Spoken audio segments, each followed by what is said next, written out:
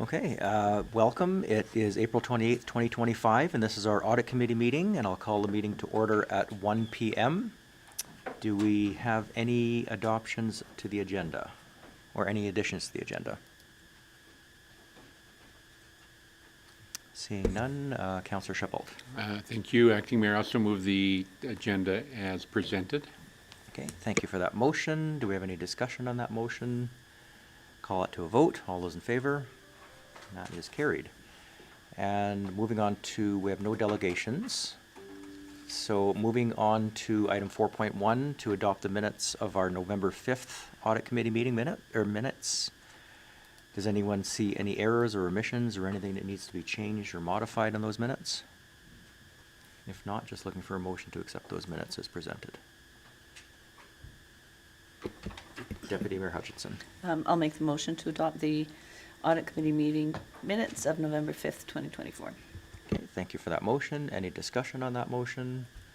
Seeing none, call it to a vote. All those in favor? That is carried. And we will move right on to new business and the 2024 financial statements for the town of Rocky Mountain House.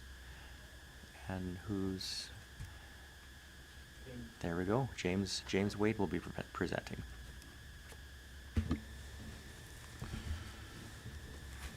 Good afternoon. First, I'd like to thank Betty and the rest of the town staff who worked with us and assisted us throughout the audit this year.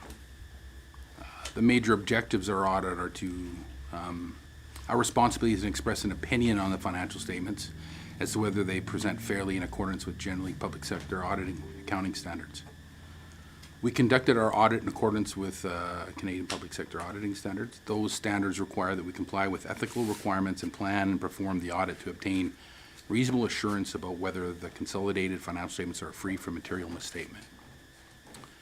The report and financial statements prepared for the following users: council and management, provincial government, the ratepayers and other parties interested in the financial operations of the town.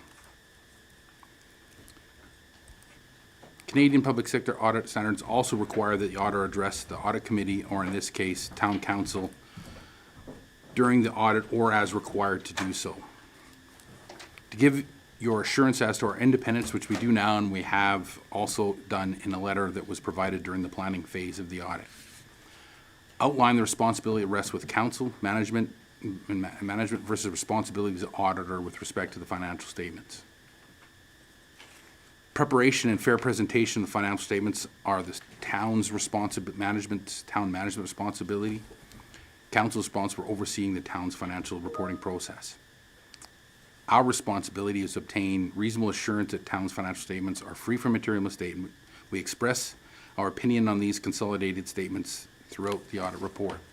Reasonable assurance is a high-level assurance, but is not guaranteed that an audit will detect a material misstatement when it exists.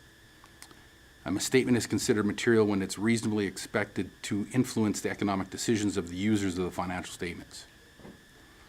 Determining material-based needs and expectations and sensitivities of the financial statement users, evaluating the appropriateness of the town's auditing policies, assessing the design and application of the town's internal controls over the financial reporting process, and recommend improvements.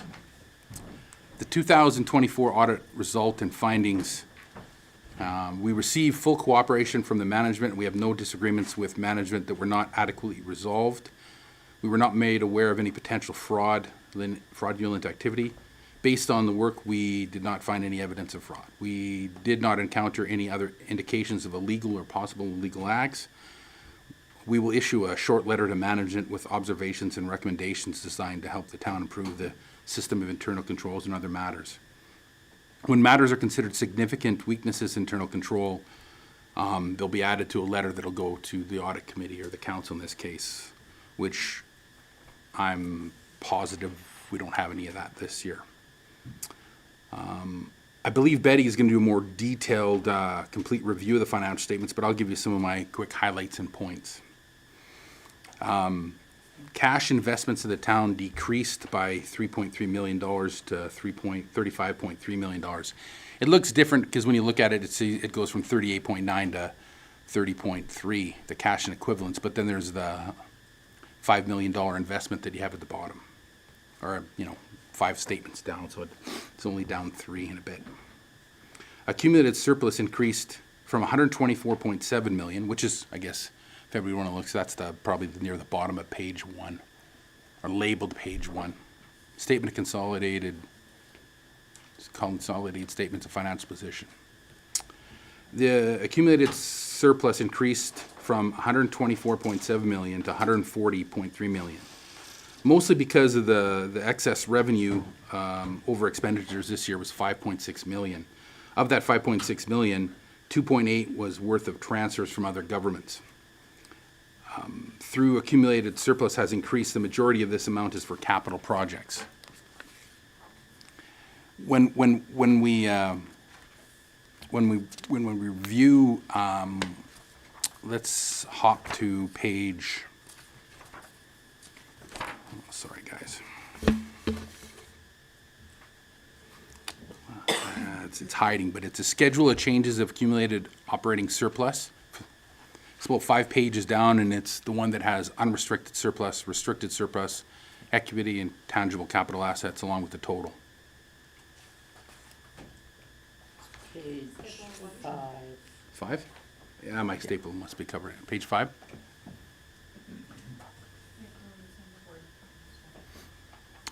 So this is a good kind of a good highlight or a good summary. You can see where you have your unrestricted surplus at the start of 1.7 million and your restricted reserves at 28.4 million, and then you have your equity in tangible capital assets, which is 24.5. And so it's really where the money the town has accumulated is ended up. And what this shows at the beginning of the year, that it was 124 million. And then with the excess revenue over expenditures, which was just 15.6, now we're at 140. But of that $140 million, $108 million, almost 109, has been used for tangible capital assets. 30 million is set for reserves for future projects or future possibilities, and only $2 million is set aside as kind of unrestricted. So the majority, and again, when we look at it, you have $3.35 million in cash and 30 million of it already kind of earmarked for other projects. So it's there, but it's not like it's an abundance of cash. You've already planned for the use of it. That's really a highlight of my analysis or my report. So just a reminder, at some point today, you probably want to approve the financial statements. That way we can finish our work as of today's date. And now, if you have any questions, I'll happily answer them, Dale. Okay, well, thank you very much for that high-level presentation. And as council, do we have any questions? Councillor Shippold. So about a year ago, we started work on a wastewater treatment plant, and there was a question that came before us about what I term as bridge financing.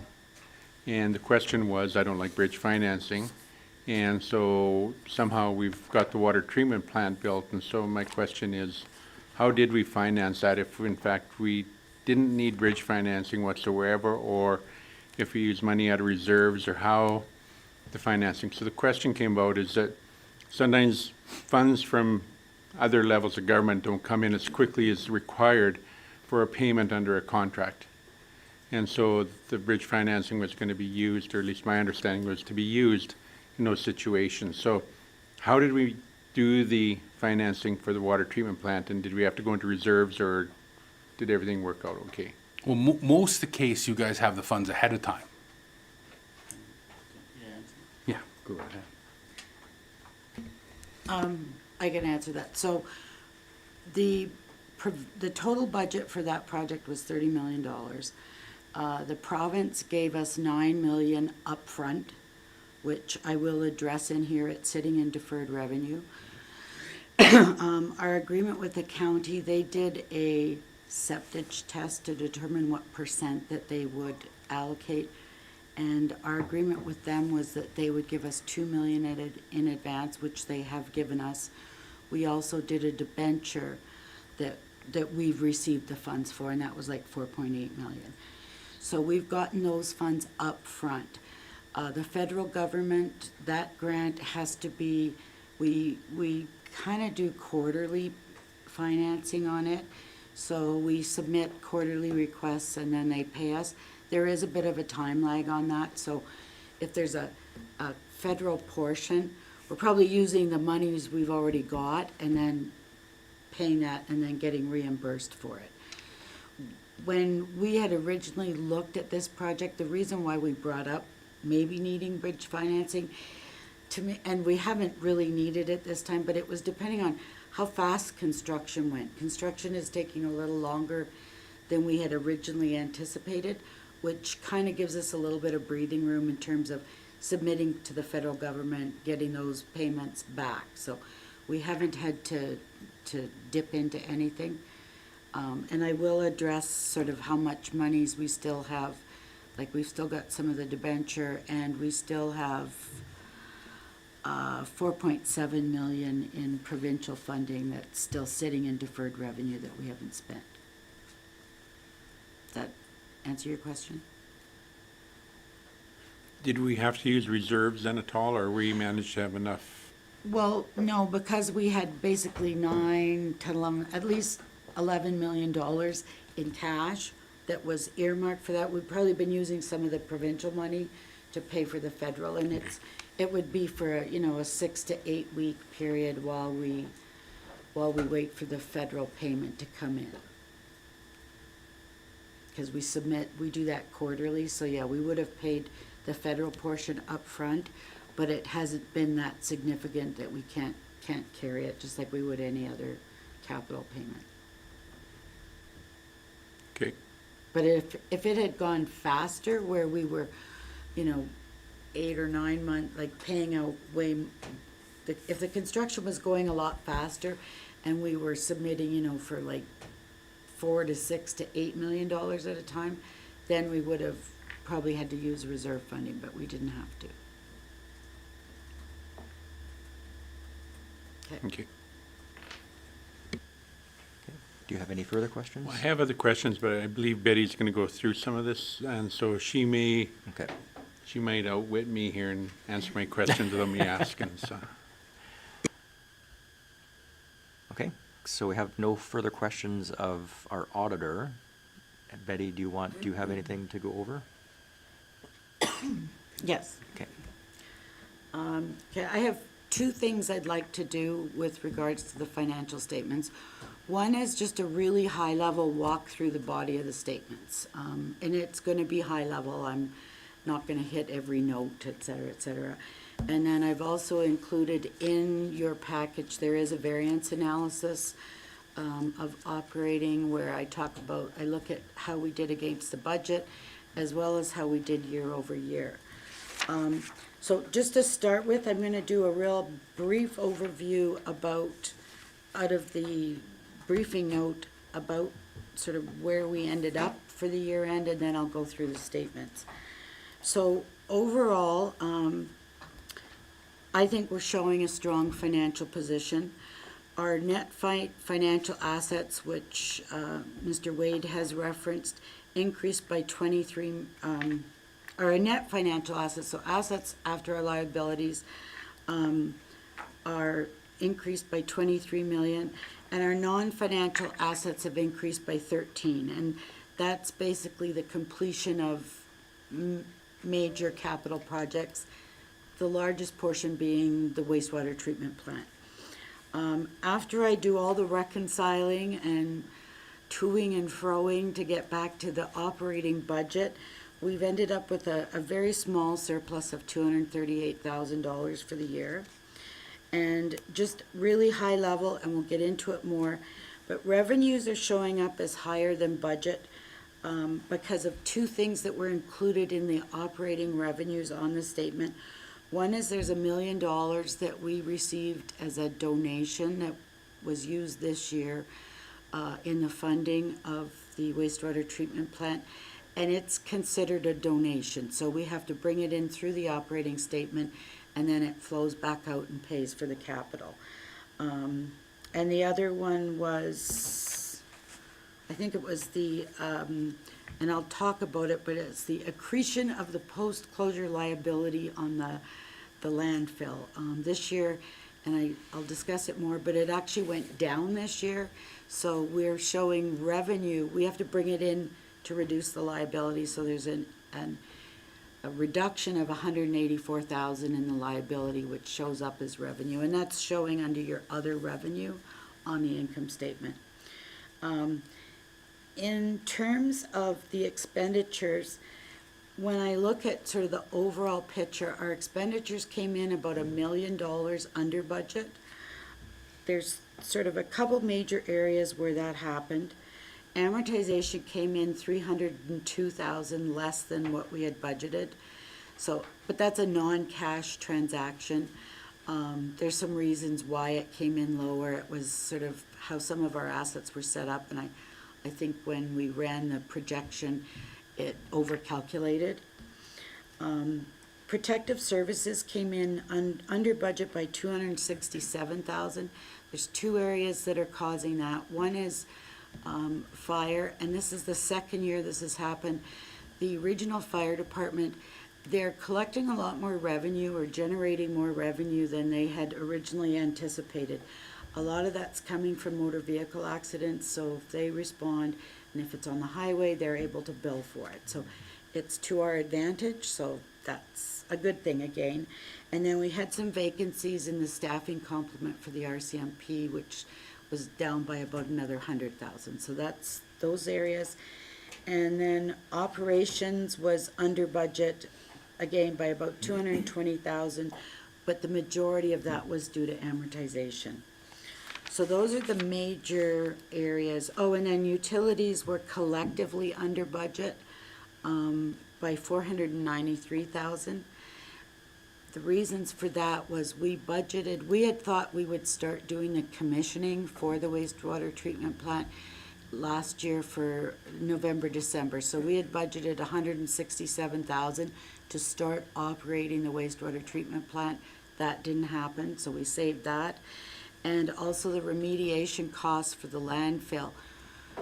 There's two components to that. One is there's an expense of and the county bills us for a charge of what they had to actually do, and it's pretty dependent on rainfall. So we budgeted 180,000 in the operating budget for that. They only billed us 47,000. So we basically saved 300 and some odd thousand is due to two things. One is the remediation and the other is the commissioning. So those are the sort of three major areas that caused the expenses to be lower than they were in the beginning. Okay? So that's your highlight.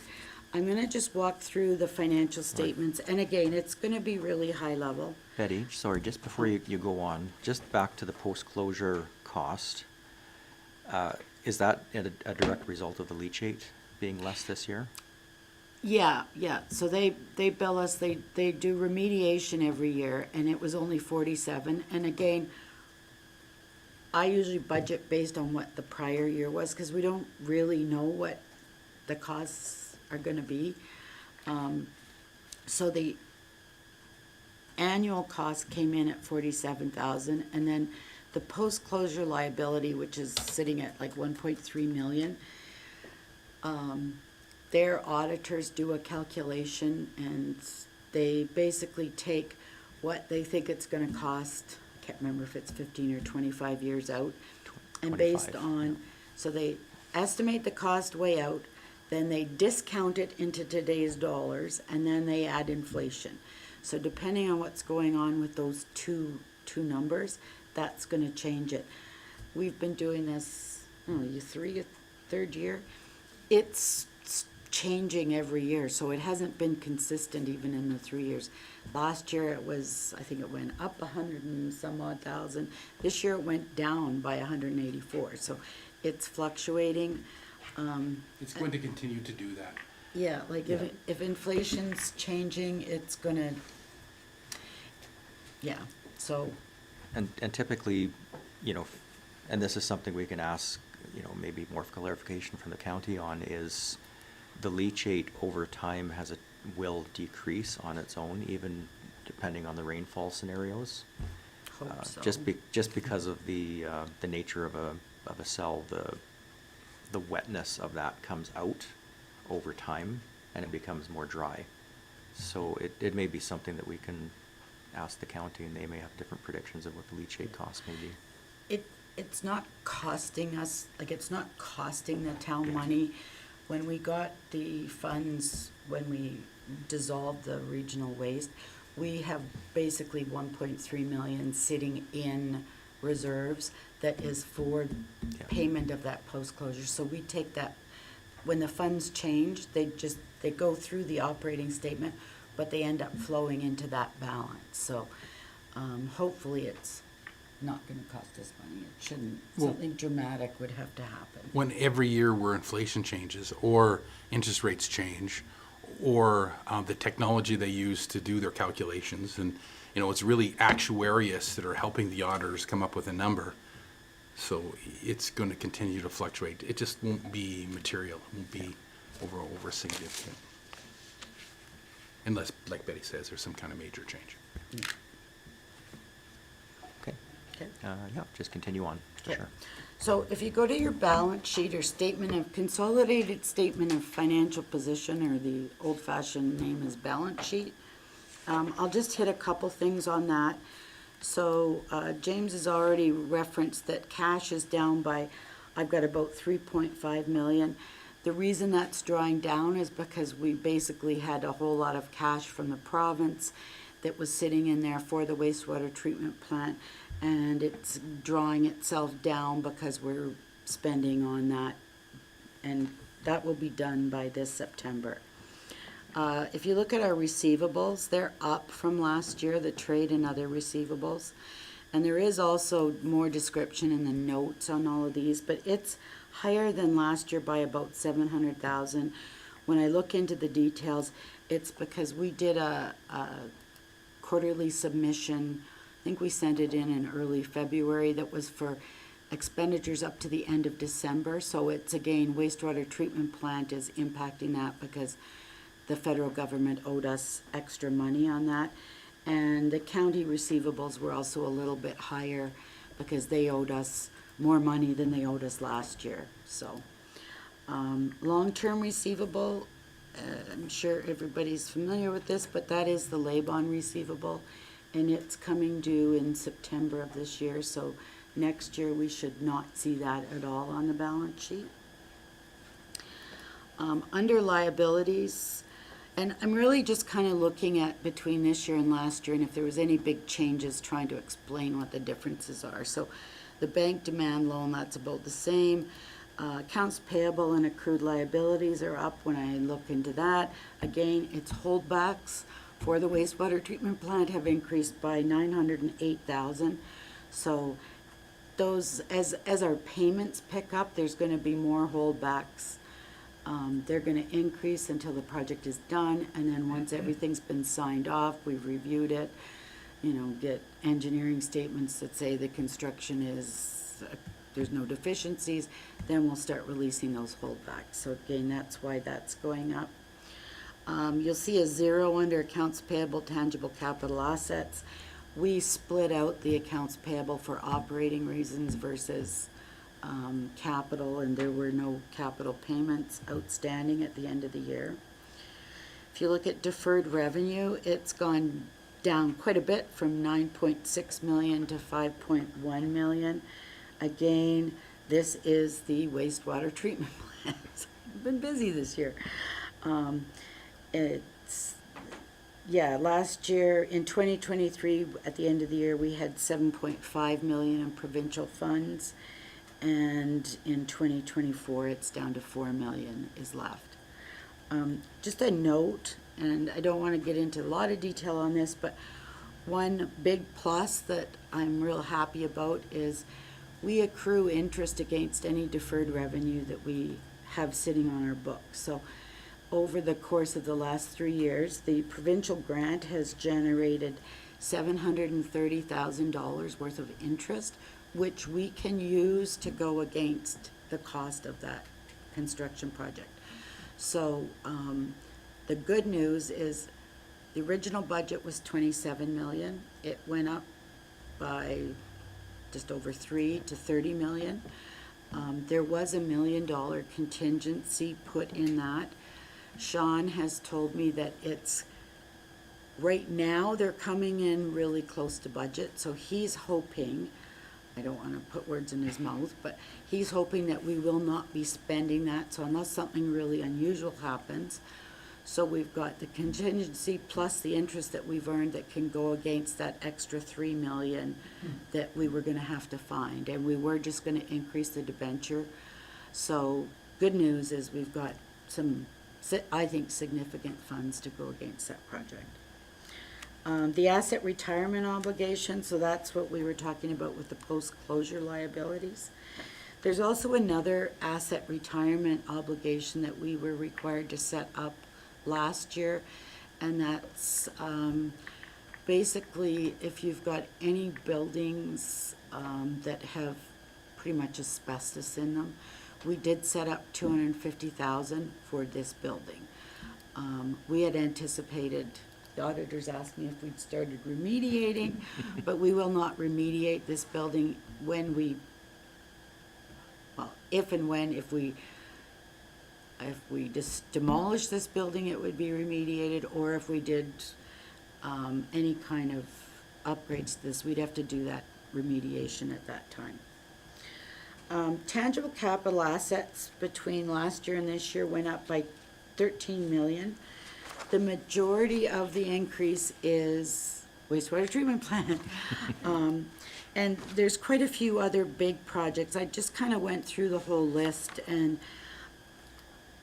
we kind of have a two-phase process for capitalizing TCA. So if it's not quite done, it goes into WIP, or work in progress, and then once it's completed, then we move it in formally into the tangible capital assets. But some of the things that we completed this year, there's water treatment membrane filter for 246,000. The North Trail was done for 130. We bought a new loader.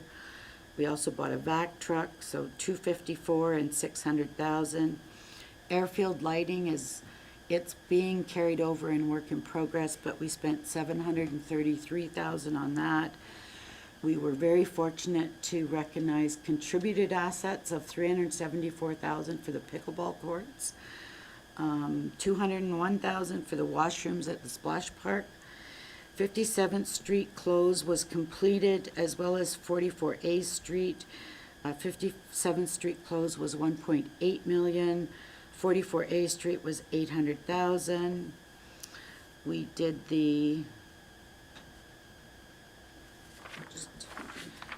and then the industrial paving was completed for 367,000. There was sand filters completed and the pool HVAC, so there's almost 1.5 million, as well as we put in a new columbarium. So really active year, like we're replacing major equipment, we're doing road maintenance and upgrades of water, sewer, and pavement, as well as building maintenance. So that's where all your capital dollars went. On the income statement, I'm not going to talk about it right now. I will go through the variance analysis, but I just wanted to touch on a couple things. So if you change the page, or turn the page, you've got your statement of change in net financial assets. And really what this is, it's just showing you, like, when you look at the net financial assets on the balance sheet, it's showing you the source of where those changes are coming from. So you'll see the acquisition of TCA is showing 13 million. We record supply inventories and prepaid assets. If we had big gravel inventories, then that might be more significant. We virtually carry no inventory, so those are very small, but it shows you where your changes happened. Statement of cash flows, I'm not going to go through that, but it really is looking at the difference between your 2023 and 2024 on your balance sheet, and it's showing you what went up and what went down. So that's where your cash is coming from. You're either generating it by, reducing your assets because you're collecting receivables or et cetera. James has touched on the changes in accumulated surplus, so this is, again, it's sort of a snapshot of your money that you've got sitting. We've got 30 million sitting in reserves.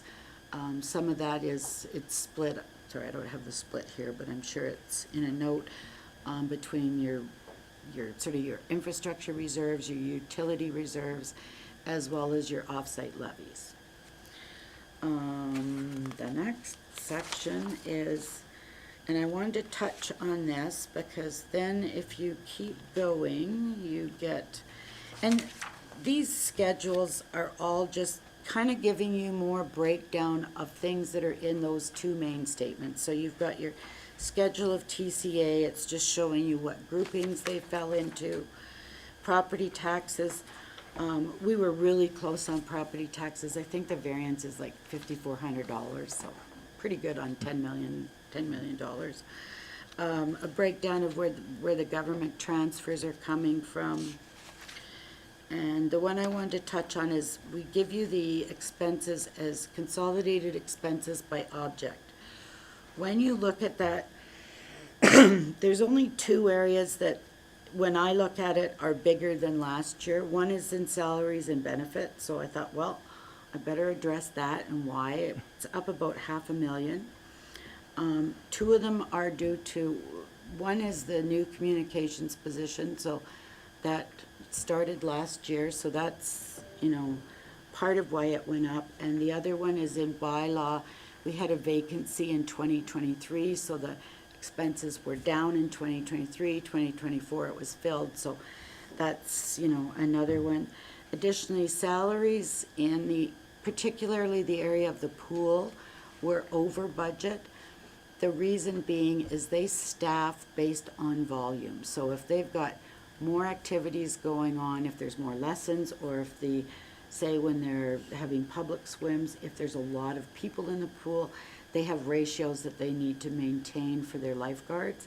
So they did spend more, but they did a really great job and they collected a whole bunch more. So it kind of washes, but that's why you're seeing an increase in salaries, as well as the cost of living. So last year we were having fairly high inflation and the cost of living was higher.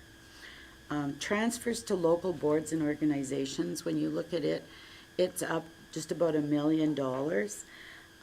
So I thought, well, let's see what's causing that. So it consists of grants that we pay to FCSS, fire, medical building, we pay a portion back to the county because it's jointly owned, as well as the library. So the major changes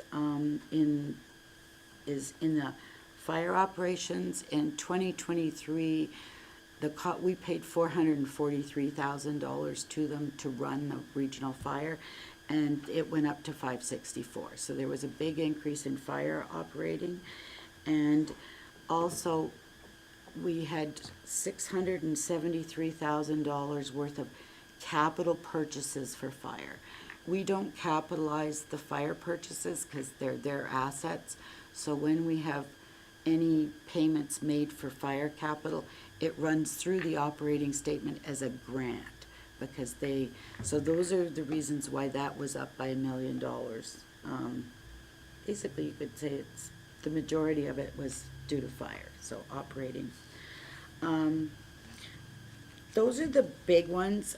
There's more schedules. I mean, they do segmented disclosure that shows you the, activity by the different divisions.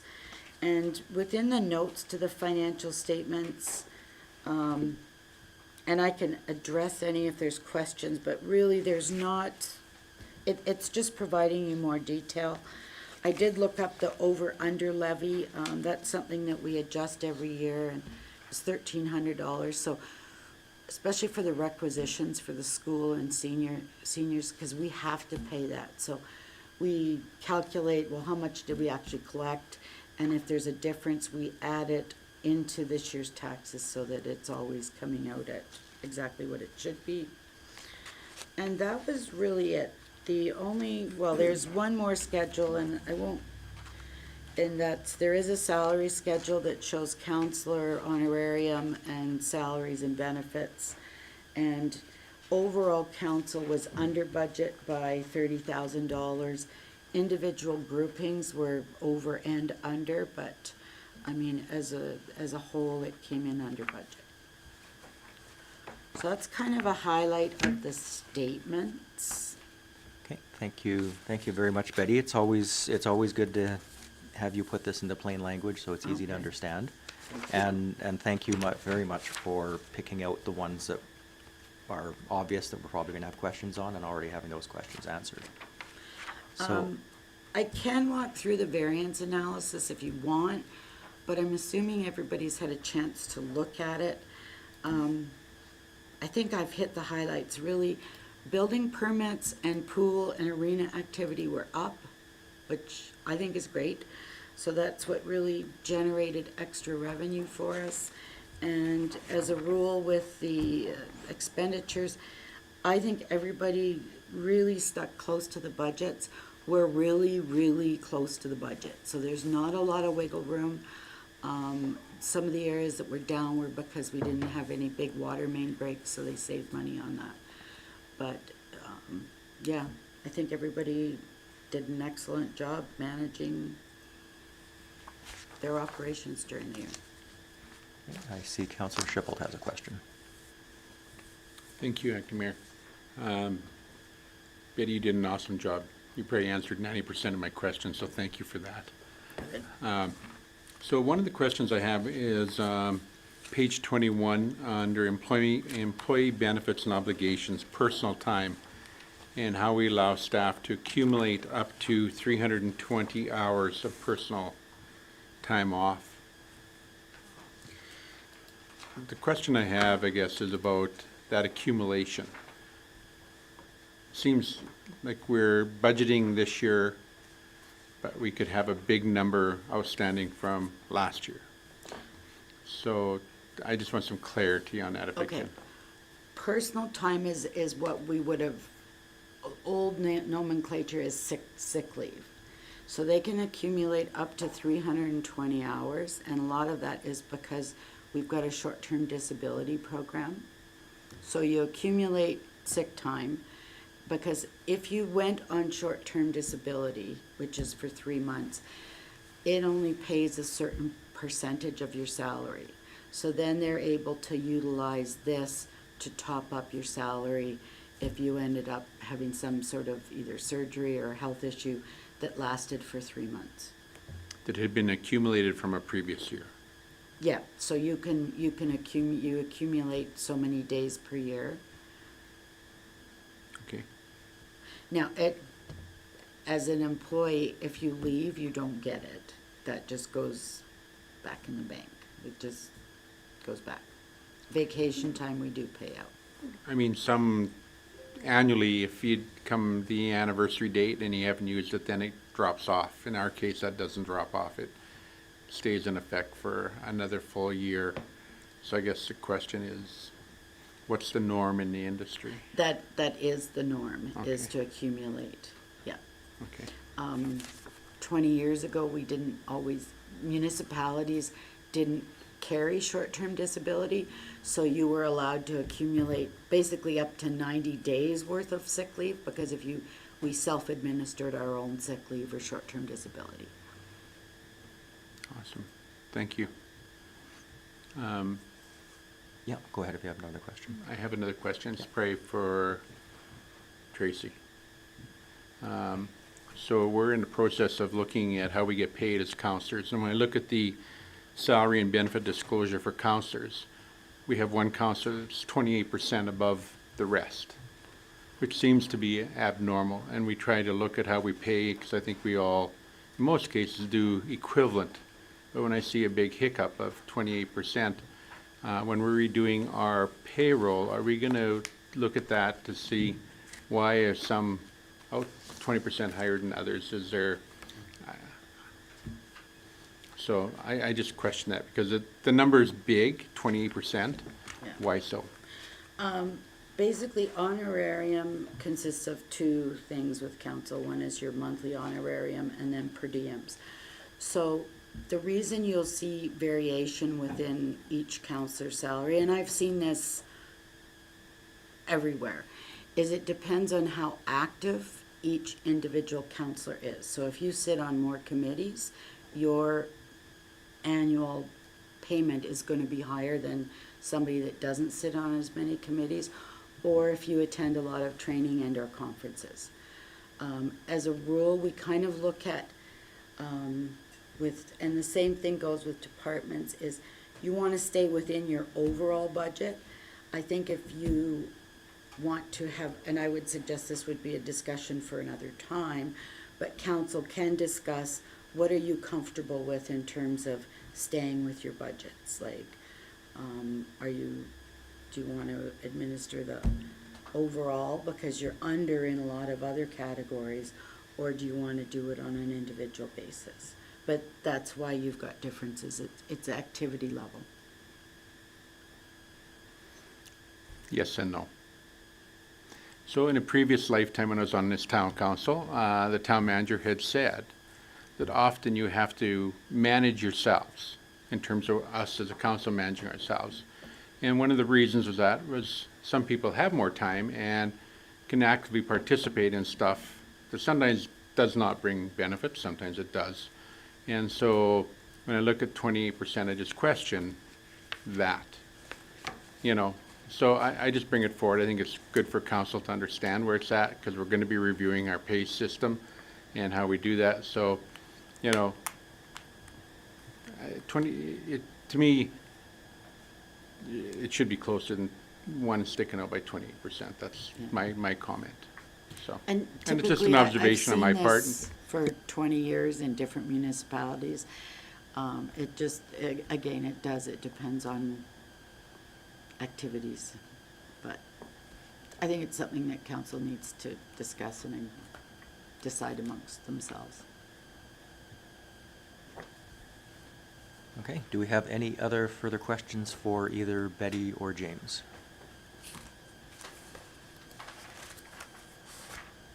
Counselor Schiffel. When it comes to the last sheets on the report that you did, okay, there's a column that has percent in it. And it has the percent of if it was spent over or less. So for example, there's one at 129%, 108% of the spend. Typically when I look at financial statements, I look for variances where the big differences lie. Right. And so when I look at this, I'm just wondering if that percentage column shouldn't be reversed and show the difference between the spend and what we have. I just look at it, so 129%, could it be 29% variance? I'm just concerned about that percentage column, if that's the right number. Okay, I'll I look at just it. wonder, because sometimes when I scan down a column and I look for the anomalies, and sometimes I don't see the anomalies because the numbers, I mean. Right, so the 129, if it's protective services, in 2023, we spent 3.5 million, and in 2024, it went up to 4.5 million. So 23 is your base year, so if you divide them, that's why it's 100. Totally Yeah. understand that. Yeah. You explained it, and I get that. I guess what I'm wondering is that percentage, if it should be the percentage of variance, like the actual percentage of variance versus 100, if, Yeah, we can just look when at I that. just, when I scan it down, I go like, I have to look at each one individually versus picking the number that's excessive. Right. It Well, doesn't matter 100 either way. yeah, 100 Again, is whatever is your- normal. Yeah. For my old eyes, sometimes too many numbers confuse Okay. me, so. You always make them red. Yeah. We could do a special one for Dale, or Counselor Schiffel, sorry. Okay, do we have any other questions, comments, concerns? I am not seeing any. So then we have a recommended action, which is to rise and report this to the council meeting for council approval. Counselor Schiffel. I'll make that motion if you'd allow me. Let it be resolved that the audit committee rise and report the 2024 draft audited financial statement for council, to council for approval. Okay, thank you for that motion. Do we have any discussion on that particular motion? Counselor Shiplet, your light's still on. Do you have discussion? No? Okay. I'm going to call that to a vote. All those in favor? And that is carried. And we have nothing for closed session, so I am going to adjourn this meeting at 1:44. Thanks for coming in.